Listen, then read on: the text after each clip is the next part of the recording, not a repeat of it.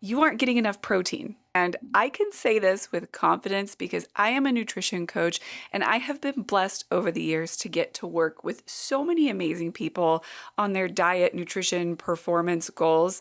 Unless you're tracking your food, or maybe you've tracked your food and your macros in the past and you have a really solid understanding of what the right amount of protein for you in a day looks like, you probably aren't getting enough. Protein is the most underrated macro. And no, it's not just for bodybuilders pounding protein shakes at the gym. It's for you.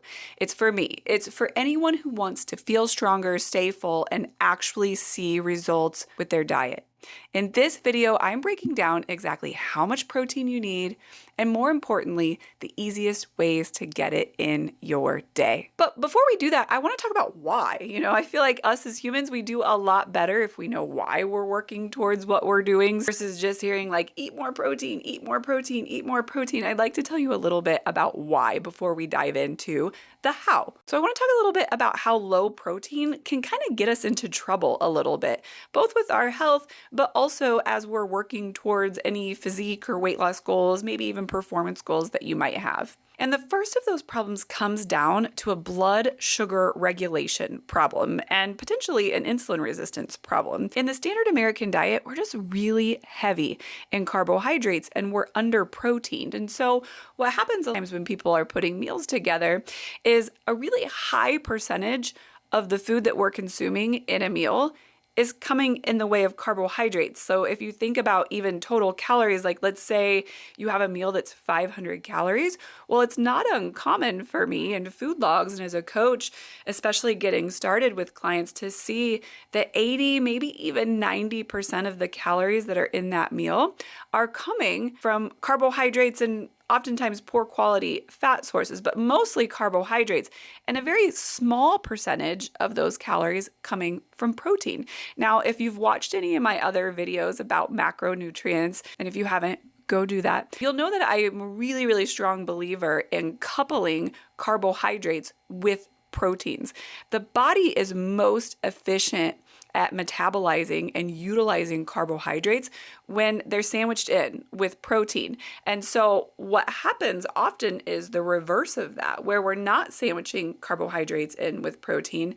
And then what's happening is your body is trying to process these really large amounts of carbohydrates without that protein regulator. That can be problematic, especially if you have physique goals, but really just for health as well. I even have run into situations a lot where someone's having some challenges with weight loss or maybe just kind of sticking to a diet plan, and they're really not even overeating carbohydrates in terms of what their body really needs, but they're under eating proteins. And so that can be a really frustrating experience where you don't feel like you're overeating carbohydrates, but you're not seeing the results that you want. And it's because those carbohydrates aren't getting balanced with the right amount of protein. So protein is important for a lot of different reasons. And one of those is to help us manage that blood sugar regulation that comes when we consume carbohydrates. We always want to make sure that carbohydrates are getting coupled with a good dose of protein. The second problem that low protein can create is an appetite issue. When we're low on protein, we're simply going to be hungrier throughout the day. I see it all of the time. And as soon as we get that protein up into more supportive ranges for your body type, we start to see those cravings come down. Specifically, when we're low on protein, a lot of times I'll see people experience cravings for carbohydrates and sugar. That's pretty common. And if that's you, if you feel like you're constantly battling those types of cravings, I would look at your protein and start with bumping that up. And the unfortunate thing is when we're experiencing these cravings throughout the day related to low protein is that right now, with the way our diet culture is, we are just constantly surrounded by very convenient, low quality carbohydrate sources. So if your body is giving you these cravings because you're low on protein and you're constantly surrounded by some not so great carbohydrate sources, that can be a tough scenario to be in and to manage and to fight those cravings. This is not what you want whenever you're working towards a sustainable diet or weight loss or physique goals. So those are really the two biggest things. There are other issues, but when it comes to low protein, we're always fighting some cravings that are just very hard to manage. A lot of times it's cravings for carbohydrates and for sugar. And on top of that, it also creates kind of a roller coaster with our blood sugar regulation throughout the day when we're not coupling the carbohydrates that we're eating with a good amount of protein. Now, let me be clear here because this is something that I hear come up pretty often. Protein is not just for the bodybuilders. It's not just for building muscle. We all need protein. We need a good dose of protein. In fact, we probably need more protein as we're aging, regardless of the type of exercise you do, regardless of the type of performance goals that you have or your age, whatever that might be, whatever your physique goals are, whether it's leaning, whether it's building muscle, everybody needs protein. We need it for brain health. We need it for blood health. We need it for connective tissue and bone health. All of these things. It's not just about building muscle. There's so much more benefit to the body than just that. So if you're sitting there thinking, well, I'm not trying to build muscle or bulk up, you still need protein. I promise you, it's going to help you in whatever pursuit, whatever physique goal that you have, and just general health. Not to mention, it's going to help you stick to a diet consistently when your body's feeling well supported with the right amount of macronutrients, including protein. Now, if you're listening to this and you're like, oh, I kind of like this, I kind of like learning about the macronutrients, you kind of geek out on this stuff like I do. This is actually part 3 of a whole Macros Made Easy series that I'm doing. Make sure you go back and check the other ones. We covered really like just how much you should be eating in general. We then dove in the next week on carbohydrates, and this week we're talking about protein. Right, so now that we've kind of briefly covered, I didn't give you the whole rundown. That would probably require an entire lengthy YouTube video why we need to be getting the right amount of protein. Now let's talk about how much your body needs. So the best recommendations right now, and this isn't something from me, this is science-backed recommendations, is 0.7 to 1.0 grams of protein per pound of body weight or ideal body weight. Now, I've been coaching for a long time, so I get to work macros for a lot of different people, different ages, body types, all of this. And I can tell you for the average woman, now we're just talking averages here. Obviously, there's going to be outliers. For the average woman, that typically washes out to be about 120 grams of protein to 150 grams of protein. For men, that typically washes out to be 175 to 200. So to put that in perspective, if you're not someone who's tracked your macros, just to kind of explain how people can become really, really low on protein, if you think of a typical breakfast, right? Like what the average person is consuming, if we're lucky, we're getting a couple eggs for breakfast, maybe a slice of toast. More commonly, I see no breakfast or maybe a coffee with some carbohydrates or egg white bites or something like that, or maybe a protein bar, all right? So let's just take an egg, for example. One egg, often thought of as a high protein source, and it does have some high quality protein, just not enough. One egg is typically about 7 grams of protein. Most people eat 2, maybe 3 if we're lucky, but let's just say on average, for most people, that's giving us 15 grams of protein in your breakfast. Now, if you're someone who's needing 150 grams of protein or more, which again is pretty common, this is putting you in a significant deficit just to start your day, and so a lot of times I'll see people follow this up with a lunch that maybe, if we're lucky, has 4 ounces, for example, of meat. Well, that's maybe going to get you another 30 grams. So we're headed into dinner under 50 grams of protein in a day when we're hoping to get 3 times that much. And so I just highlight that as a way to show that, like, even if you're eating and you're like, no, I'm choosing protein sources, there's a good chance that you still might not be getting quite enough. So let's talk about how to get enough, which is really the most important part of this conversation, the how-to. And there's different ways that you can do this. The quickest and not necessarily the most painless, okay, but the quickest way to do this that's going to give you the most amount of information would simply be to track your macros. Tracking your macros really isn't as hard as it seems. I'll do a future video on that in the future in case you're someone who wants to learn how. But that's really going to give you some very specific data on what you're doing and how much you're getting. And it's not always that you have to do it long term. A lot of times once you can be like, oh, wow, I'm only getting about 90 grams of days.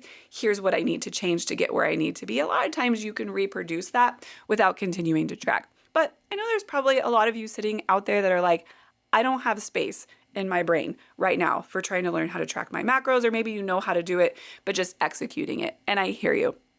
I'm a very, very big fan of what's called a plate method. And this is something that I talk about a lot. And it's simply approaching all of your meals with the intent of covering the basics of your macros. And what that means is each time you're creating a plate, do I have a solid dose of protein?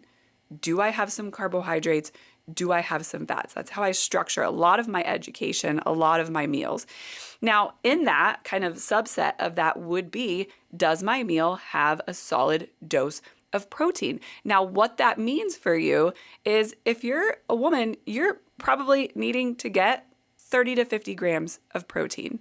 Men, you're probably needing to be in the like 40 to 60 grams of protein at each of those 3 meals if you're going to hit your target. And so what that means is that you may need a little more meat than what you typically would put on your plate, or a little bit more protein. It could be instead of choosing 4 ounces, you're choosing 6 ounces.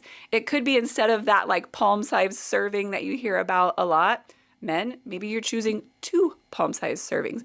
Women, maybe you're choosing 1.5. But if at each of those 3 meals you think, I'm going to get a little bit more protein than I think I need, you're going to be set up pretty well if you also add a high protein snack. And I mean high protein. So not a protein bar with 10 grams. That's a good supplement, but it's not high protein. I'm talking a protein shake or an additional serving of protein. If you're getting those 4 episodes throughout the day of a really solid dose, you're going to be getting pretty close to your goals. Men, you may think about adding 2 of those protein snacks throughout your day. If you do this, I can't assure you that you're going to be right where you need to be with your protein, but you're going to be in a pretty good supportive position. So 3 meals a day, you're getting a solid ass dose of protein. Okay, that's probably going to be more than you think you need. And then adding in 1 to 2 high protein choices as snacks, that's going to set you up really well in this kind of plate method way without actually tracking your macros. So what are some good protein sources? Like, where can we get this? This is a question I get a lot. And unfortunately, there's not like a really extensive list. We kind of have what we have when it comes to protein. Obviously, meats are going to be a great source. And please don't feel like if you are starting some sort of diet or nutrition plan that you can only eat chicken. Eat all of the meats.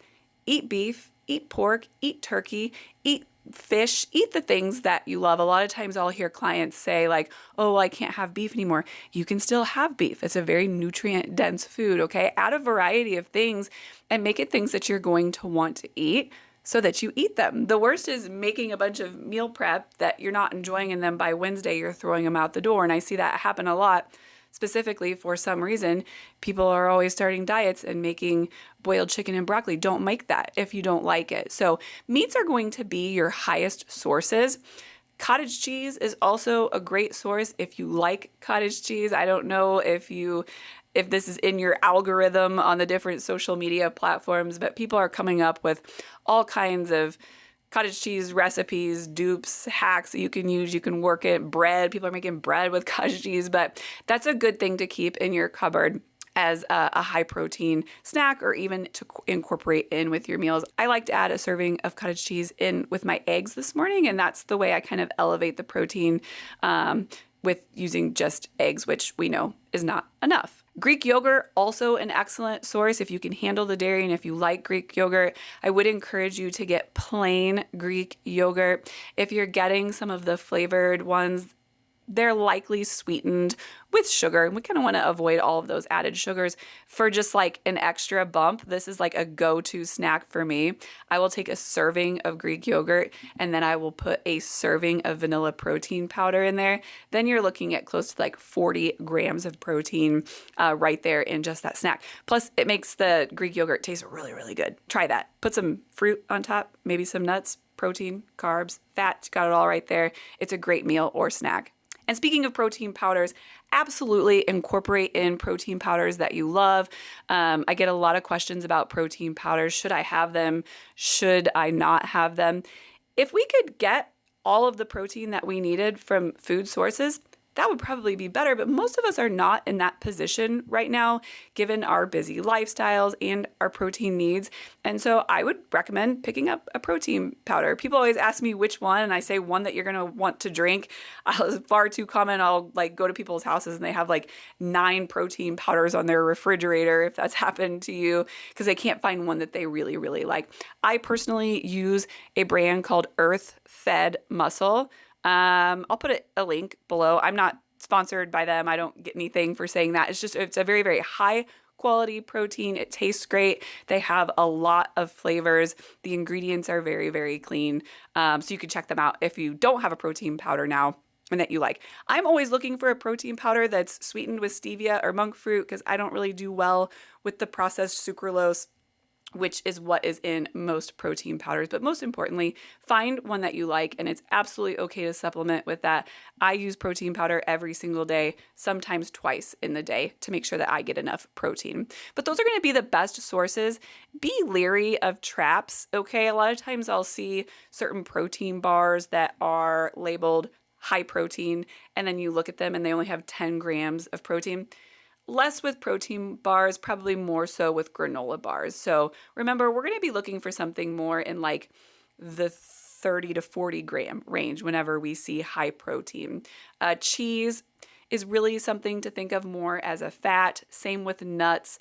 I'll see people grab nuts sometimes to add protein, but what you're really adding is fat and a pretty high dose of calories with that fat, which is fine. I just would prefer you think of nuts and cheese as a fat versus a protein. So those are going to be the best foods to use to help get enough protein. Now, if you're someone who is vegan or vegetarian, obviously you're going to have to incorporate some other choices to help make that possible. Now, if that kind of plate method approach is appealing to you, I've posted 2 links in the description below. One is for a free meal prep guide. In that, I go into much more depth about like, what are carbohydrates? What are proteins? How can I cook them? What are the best fats? I've got some sample meal plans in there. Really, I put a lot of love into that, and it's free. It's there for you if you want to dig into this a little bit deeper, but really want some more examples of what some of those foods and proteins would look like. I've also dropped a link in there for my 30-day Well Fed Kickstart. If you're kind of motivated right now, you're learning about this, or maybe you've kind of already started a little bit and you're just seeking more information, I put together a 30-day Kickstart program. It's only $27, and really the intent of that truly is just to walk you through every day for 30 days how to get back on track, like how to get moving. And each day of that 30 days, you're going to add in new habits. There's a calendar to follow along. There's resources, recipes, everything that you need in there to really kind of get going on a good start. If this information was helpful for you, like, subscribe, follow along, all of those things. Like I said, this is part 3 of a series I'm doing, really talking about macronutrients. My goal as a coach and here on this channel and with my clients, and I say this often, is education. Like, I truly believe that you can understand and know the same things about food and how they support your body and how to put them together and what to eat and what's going to work for you. You can know that the same way I do as a coach. And I would love to teach you that. That's the purpose of my channel. Truly, you can know those things. So stick around and I will teach you. Have a good day.